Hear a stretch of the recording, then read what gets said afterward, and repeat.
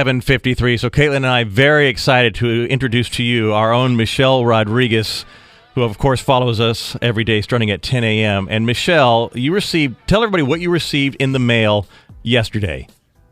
A letter from Joe Exoitc.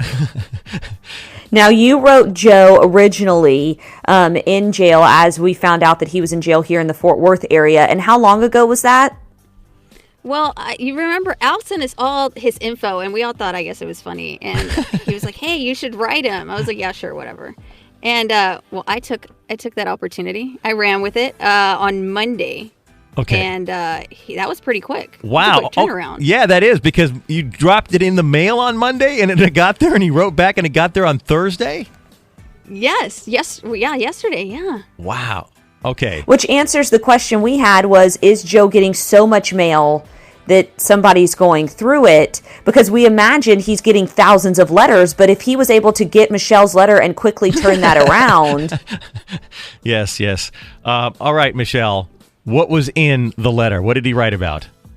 Well, he mentions, he's in quarantine, okay, by the way. So he could be calling you today. Yeah, that's how it starts out. Yeah, today's the day he gets out of quarantine, and he said he might call us. Yeah, we'll call you ASAP after that, as soon as he has phone access. And then he says that he and Terry Dorsey were good friends back in the day when he had Pet Safari in Arlington. What? Yeah, what's up with that? Well, okay, that's question number one. Caitlin, write this down. Question number one to ask him. I know. Although Terry was friends with everybody, so... Yes, he was. Yes. There's that, too. He didn't remember your name, but he was friends with everybody. Seriously. He'd remember your face. Yes. So then that was a small portion. So this the rest of the letter is the message to America. So I don't know if you guys want to read it or... Yeah, paraphrase it. Yeah, go through what his message to America from Joe Exoitc through Michelle Rodrigues. And you can kind of see him saying this. He starts, folks around America and around the world, I would like to thank the millions of people who supported me and are asking our president to grant me a pardon and put smiles on the people faces of America around the world in such hard times as this pandemic grows. And he wants to wrong a right. So he says that there was a lot of injustice in the American justice system. And President Trump can right this wrong. He ends the letter. Don't laugh. He says he wants to return to his husband, go save his father, and rescue his animals from Jeff. Okay. And then he says he wants to save all the sick children of the world and unite everyone as one and return to the stage. And he encourages everyone to go check out his music on his Facebook page.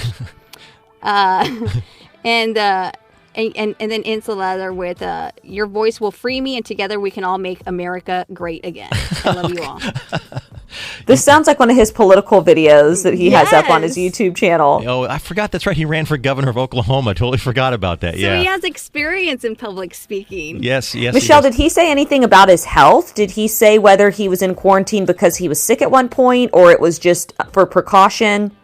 No, and that kind of... I opened the letter with gloves, so I'm a little concerned about that. I don't know. I mean, there were people saying that he was fine. He didn't, but there was a lot of people in that facility that were tested positive for COVID. Yeah, I know they have a lot of cases there. Yeah, that's why they were quarantining new arrivals and making sure that, you and Caitlin have a duty right now. He dedicated a song to his husband Dylan. Okay, so, what is that song? So you guys have to play the main song from the Free Willy soundtrack by Michael Jackson. Oh my gosh. I used to dance to that song in my living room after Free Willy. We'll see if dun, dun. He said, I know it's not country. Oh, that's it, yeah. Okay, we'll see. He said, I know it's not country, but it comes from his soul. We will see if we can get that on for a Joe Exoitc. Okay, and we will keep an eye on the phone lines because he said he's going to try to call when he gets out of quarantine. And did you give him the parameters that were only in the studio from 5:30 to 10? Yes, so he should know that he can call you at that time, and so answer every phone call. Oh, well, we always try to answer every phone call. Thank you, Michelle, so much for writing him in the first place and giving America and the people what we want, but also for trying to get him on the line with us. Well, yeah, I mean, we have to get him on KSES, oh, right? Yeah, that's our goal. We were definitely going to try to get him on the air. That was fantastic. Thank you again, too. Frame that letter, Michelle. Yeah. Thank you, guys. Sell it on eBay. 757 from the Classic Dodge of Denton Weather Center. Your forecast today, it is going to be sunny with a high of 90. That forecast continuing throughout the weekend. It's 65 right now. Your number one for New Country, 96.3. Coming up at 8:10 this morning, Kenny Chesney's going to join us because we heard a story how people on April 18th were going out to the stadium to tailgate even though the concert got canceled, and Kenny found out about that. We'll ask him about that. Unless, of course, Joe Exoitc calls, and I don't know what we're going to do. Then we'll let Joe ask Kenny the question. That's coming up at 8:10 this morning on New Country 96.3. Hey, it's Al Farb.